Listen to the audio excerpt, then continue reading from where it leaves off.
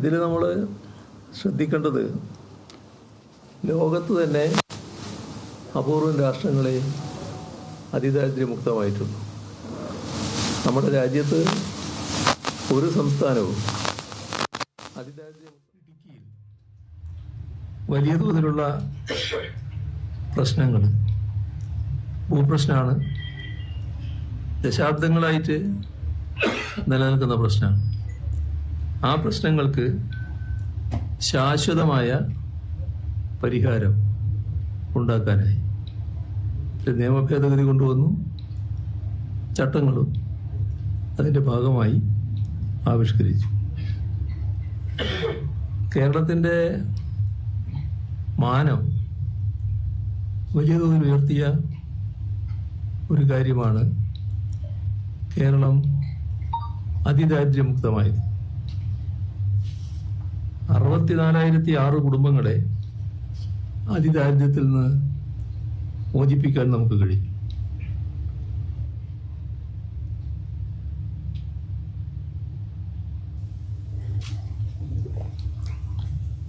ഇതിൽ നമ്മൾ ശ്രദ്ധിക്കേണ്ടത് ലോകത്ത് തന്നെ അപൂർവം രാഷ്ട്രങ്ങളെ അതിദാരിദ്ര്യമുക്തമായിട്ടുള്ളൂ.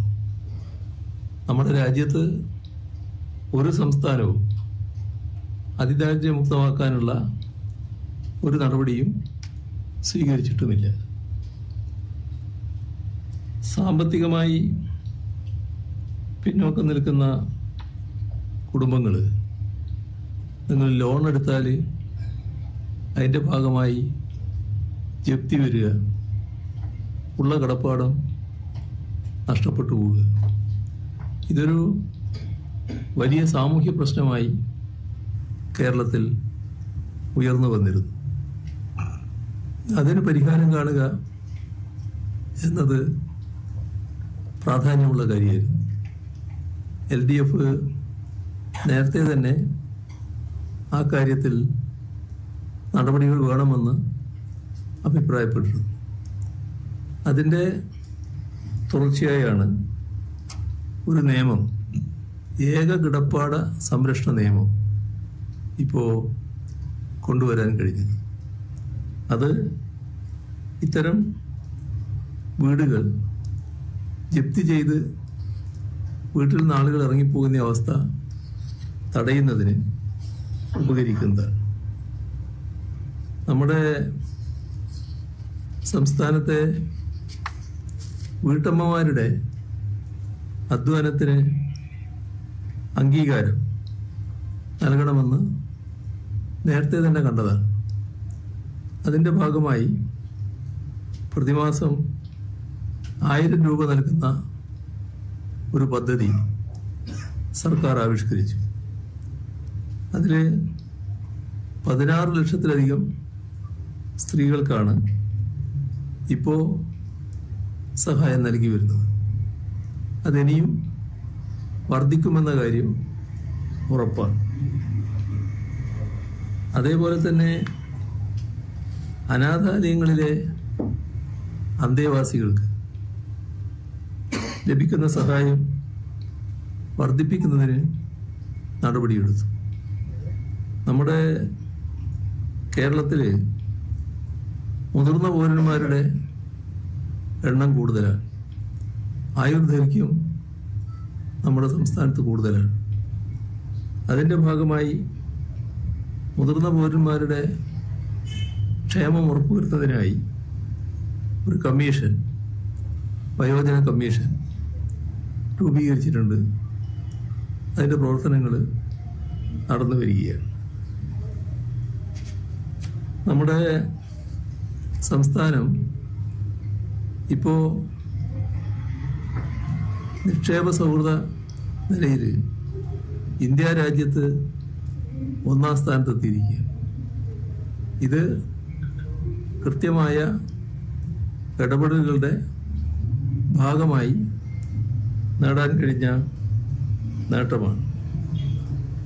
ഇതിൻ്റെ ഭാഗമായി വലിയ തോതിലുള്ള വ്യവസായ വികസന സാധ്യതയാണ് നമ്മുടെ നാട്ടിൽ ഉയർന്നിട്ടുള്ളത്.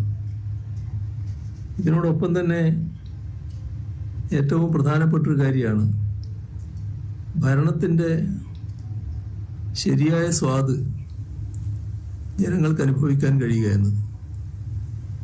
അതിൽ തീരുമാനങ്ങൾ വേഗത്തിലാവണം, മറ്റ് തടസ്സങ്ങൾ ഒഴിവാക്കി കിട്ടണം. അതൊക്കെ ജനങ്ങൾ നല്ലതുപോലെ ആഗ്രഹിക്കുന്ന കാര്യമാണ്. അതിൽ കെ സ്മാർട്ട് നടപ്പാക്കിയപ്പോൾ ഭരണ സേവനങ്ങൾ ലളിതമാക്കപ്പെട്ടു.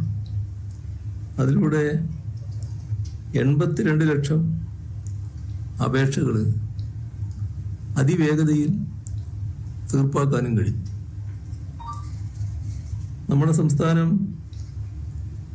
പൊതുസേവനാവകാശ ബിൽ ഏറ്റവും പ്രധാനപ്പെട്ടതാണ്, സേവനാവകാശം ഉറപ്പുവരുത്തുക എന്നുള്ളത്. അത്തരമൊരു ബിൽ വഴി സമയബന്ധിത സേവനം ലഭ്യമാക്കുന്നത് നിയമപരമായി ഉറപ്പാക്കാൻ കഴിയും. അതിൽ വീഴ്ച വന്നാൽ അതുമായി ബന്ധപ്പെട്ട തുടർ നടപടികളിലേക്ക് കടക്കാനാവും. അതേപോലെ തന്നെ നമ്മുടെ കേരളമാണ് ഏറ്റവും കൂടുതൽ PSC വഴിയുള്ള നിയമനം നടന്ന സംസ്ഥാനം. ഇതിൻ്റെ ഭാഗമായി 3,13,202 നിയമനങ്ങൾ ഈ ഘട്ടത്തിൽ നടത്തിയിട്ടുണ്ട്. അതിൽ തന്നെ അപേക്ഷിക്കാനുള്ള പ്രായപരിധി വർദ്ധിപ്പിച്ച് കൂടുതൽ അവസരങ്ങൾക്ക് വഴിയൊരുക്കുകയും ചെയ്തിട്ടുണ്ട്. ഇവിടെ KDISC വഴി 2,66,000 തൊഴിലവസരങ്ങൾ സൃഷ്ടിക്കാൻ കഴിയും. ഇവിടെ ഗവൺമെൻറ് പ്രഖ്യാപിച്ച ഒരു പദ്ധതി നമ്മുടെ യുവത പഠനം കഴിഞ്ഞ് പിന്നീട് ആവശ്യമായ നൈപുണ്യം നേടുന്നതിനുള്ള ശ്രമങ്ങൾ നടത്തുകയാണ്. ആ സമയം അവർക്ക് പ്രത്യേക വരുമാനമൊന്നുമില്ല.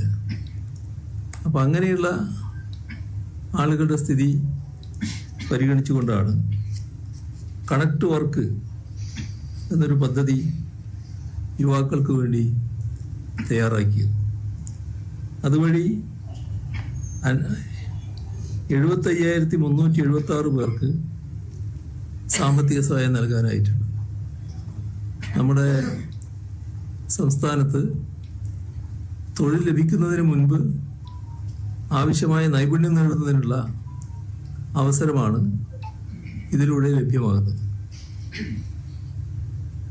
നമ്മുടെ ഉന്നത വിദ്യാഭ്യാസ മേഖലയിൽ ഇടപെട്ട് സർക്കാർ ചെയ്ത ഒരു നടപടി ഡിഗ്രി വിദ്യാഭ്യാസം വരെ സൗജന്യമാക്കുക എന്നുള്ളതാണ്. അപ്പോൾ ഡിഗ്രി തലത്തിൽ ഇപ്പോൾ സൗജന്യമായിരുന്നില്ല, അത് സൗജന്യമാക്കി നടപടികൾ സ്വീകരിച്ചു കഴിഞ്ഞു.